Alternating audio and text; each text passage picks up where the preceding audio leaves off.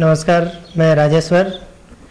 आज हम दीदी बात करेंगे स्वर्ण जयंती ग्राम स्वरोजगार के अंतर्गत स्व सहायता समूह की ग्रेडिंग प्रक्रिया क्या होती है। ग्रेडिंग प्रक्रिया के लिए स्व सहायता समूह के कुछ मापदंड होते हैं, उनसे कैसे गुजरना है और उसकी क्या प्रक्रिया होगी, कहाँ जाना पड़ेगा, क्या करना पड़ेगा, इन सारी चीज़ों ये सवाल रहते हैं समूह के दिमाग में। तो उन सारे सवालों को हम कोशिश करेंगे कि हल हो जाए और उसमें स्पष्टता है।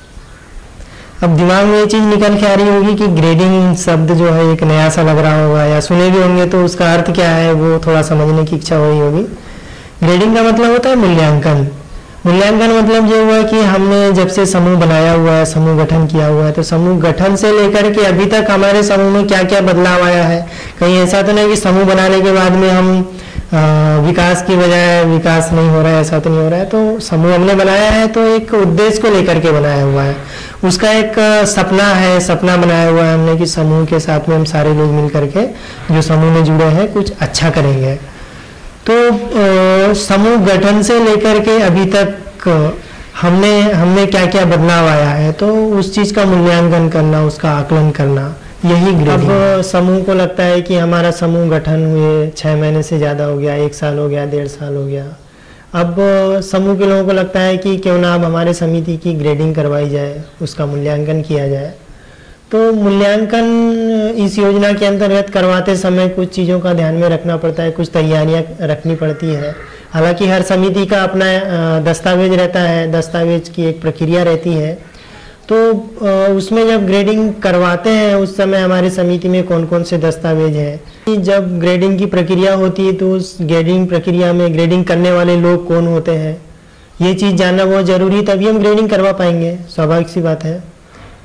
तो ग्रेडिंग के लिए जनपद पंचायत में एक एडीओ होता है जिसको विकास विस्तार अधिकारी बोलते हैं, सहायक विकास विस्तार अधिकारी बोलते हैं, जो कि जनपद पंचायत सीओ के द्वारा उनको जिम्मेदारी दी हुई होती है कि वो स्वर्ण जयंती ग्राम स्वरोजगार के अंतर्गत जो भी समूह गठित हुए हैं तो उनकी ग्रेडिंग करवाना, उनको रिवॉल्विंग फंड उपलब्ध कराना, ये उनकी जिम्मेदारियां होती है।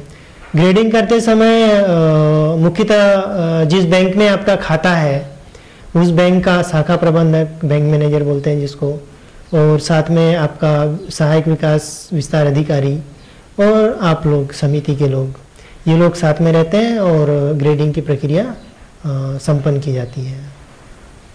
आइए अब अपन जानते हैं कि ग्रेडिंग की प्रक्रिया किस तरह से होती है। इसके लिए सबसे पहले हमको मिलना पड़ता है जो सहायक विकास विस्तार अधिकारी होता है, जो कि जनपद पंचायत के कार्यालय में बैठते हैं। तो वो एक मूल्यांकन पत्रक होता है स्वर्ण जयंती ग्राम स्वरोजगार योजना के अंतर्गत। ये जो पत्रक है, प्रथम ग्रेडिंग है तो मूल्यांकन पत्रक है, जे होता है जे लेकर के, और साथ में बैंक मैनेजर भी होते हैं। तो उनके साथ में ये जो पत्रक है इसमें समूह के मापदंड दिए हुए हैं, जो कि समूह को देख कर के समूह के पास में जो दस्तावेज है, जैसे रोकड़ बही है, आपका लेजर है, आपकी सदस्य पासबुक है, ये सारे किस तरह से संधारित हुए हैं, किस तरह से उनका लेखा जोखा हुआ है, ये सारी चीज़ देख करके इसमें अलग अलग पॉइंट बने हुए हैं। ये पत्रक पूरा 115 नंबर का है। तो ये जो 115 नंबर है ये समूह के अलग अलग जो उनको मापदंड दिए हुए हैं उसमें बटे हुए हैं। इसको हम और विस्तार से बारीकी से देखेंगे कि समूह में किस मापदंड पे कितने कितने अंक दिए हुए हैं। तो दीदी इसमें जो है जो स्व सहायता समूह है उसमें ग्रेडिंग करते हैं। ग्रेडिंग के समय देखा जाता है, उनके दस्तावेजों का निरीक्षण किया जाता है उस टीम के द्वारा। सहायक विकास विस्तार अधिकारी है और बैंक मैनेजर है, उनके द्वारा ये जो प्रपत्र है इसमें जो मापदंड दिए हुए हैं, तो ये आपके जो दस्तावेज है और आपकी समिति के सदस्यों की सक्रियता है, उन सारी चीज़ों को देख करके ये प्रपत्र को भरा जाता है। इसमें जो अंक दिए हुए हैं वो अंक दिए जाते हैं। इसमें मुख्य चीज़ ये है, सबसे पहला तो ये है कि समिति में कम से कम 70% से ज़्यादा गरीबी रेखा के नीचे जीवन यापन करने वाले लोग होना चाहिए। वही लोग स्वर्ण जयंती ग्राम स्वरोजगार योजना के अंतर्गत वही समूह पात्र होते हैं। उसके साथ में ग्रेडिंग के समय ये भी देखा जाता है कि ये लोग नियमित बचत कर रहे हैं कि नहीं, इन्होंने जो नियम बनाए हुआ नियम के आधार पर जैसे साप्ताहिक बचत करना है तो साप्ताहिक बचत करते हैं कि नहीं, साप्ताहिक बैठक होती है कि नहीं। यदि आपने नियम बनाया हुआ है कि हम उधार लेन देन करेंगे तो समूह समिति यदि उधार लेन देन कर रही है तो पैसा समय पे वापस कर रहे हैं कि नहीं कर रहे हैं। आपने ब्याज की राशि तय की हुई है तो जो भी आपने ब्याज की राशि तय की हुई है वो ब्याज की राशि बाकायदा समय पे नियमानुसार जो उधार लेने वाले लोग हैं, समूह के सदस्य हैं, वो लोग वापस कर रहे हैं कि नहीं कर रहे हैं। ये सारी चीज़ों को देखने के बाद में इसमें अंक दिया जाता है। ये वाला जो प्रपत्र है मैंने पहले ही बताया कि 115 अंक का है।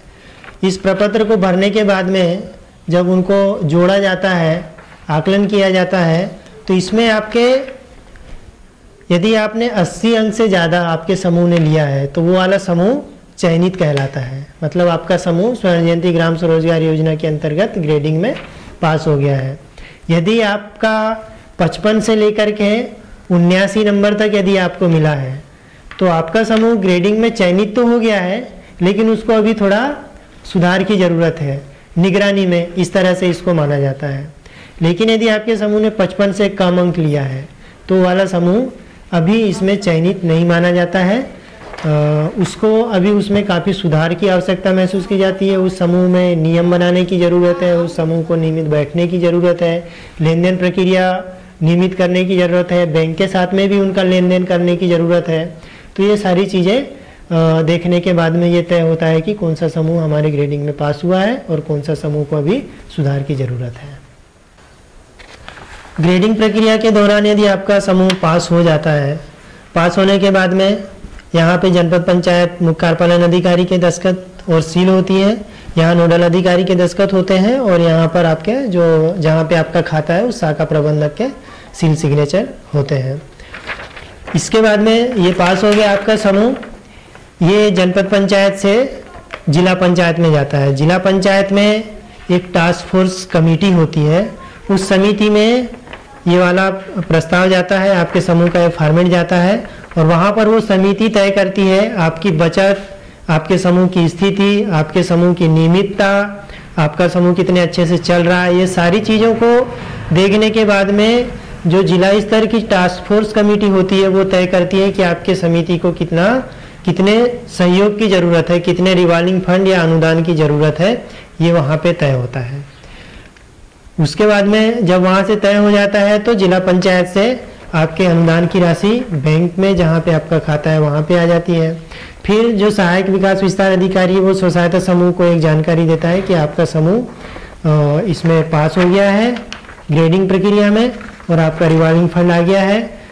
जब ग्रेडिंग के बाद में जिला पंचायत से रिवॉल्विंग फंड आपके बैंक में आ जाता है, उसके बाद में फिर एक प्रक्रिया होती है जिसमें कि स्व सहायता समूह को एक फॉर्मेट भर के और जनपद पंचायत में जमा करना होता है। वो ये फॉर्मेट है, ये वाला प्रपत्र है। ये वाला प्रपत्र है जो कि रिवॉल्विंग फंड उपलब्ध कराने के लिए समूह के द्वारा आवेदन दिया जाता है एक।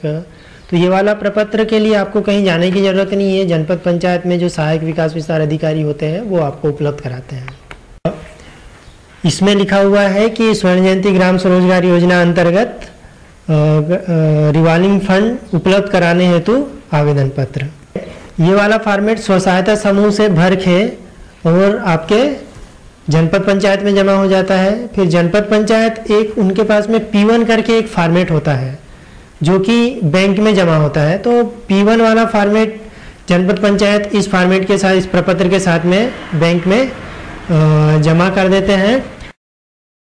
ये P1 वो होता है कि जनपद पंचायत से एक स्वीकृति होती है जो जिसमें कि राशि होती है कि इतने लिमिट की जो है बैंक स्व सहायता समूह को दिया जा सकता है।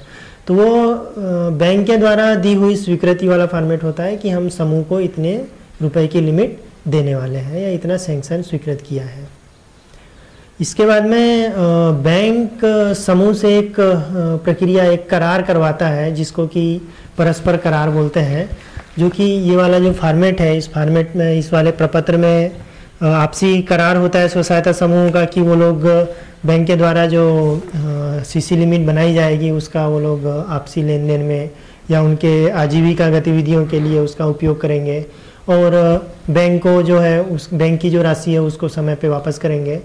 तो वो चीज़ इस वाले करार में होती है। ये वाला फॉर्मेट जनपद पंचायत और बैंक दोनों जगह उपलब्ध रहता है। कुछ बैंक अपने से खुद से विकसित किए हुए होते हैं जो समूह को उपलब्ध कराती हैं, और जनपद पंचायत में भी उपलब्ध रहता है जो कि जनपद पंचायत उनको समूहों को उपलब्ध इस तरह से जो ग्रेडिंग करने वाली कमेटी है उसके द्वारा समूह का आकलन करने के बाद में समूह की क्षमताओं को देखते हुए और ये ग्रेडिंग प्रक्रिया पूरी होती है, और बैंक मैनेजर उसी आकलन प्रपत्र के आधार पर समूह की बचत के आधार पर समूह का की जो क्षमता है उसके आधार पर जो उन्होंने आकलन किया है समूह की सीसी लिमिट बनाता है। सीसी लिमिट जैसा कि मैंने बताया क्षमता के आधार पे, उनकी बचत के आधार पे, किसी की 20,000 की, किसी की 25,000 की, 50,000 की, 1 लाख की, जैसा उन्हें लगता है कि समूह इतना सक्षम है, इतने का लेन देन कर सकता है, उस आधार पे और लिमिट बना दी जाती है। और ये जो ग्रेडिंग वाली प्रक्रिया है यहाँ पे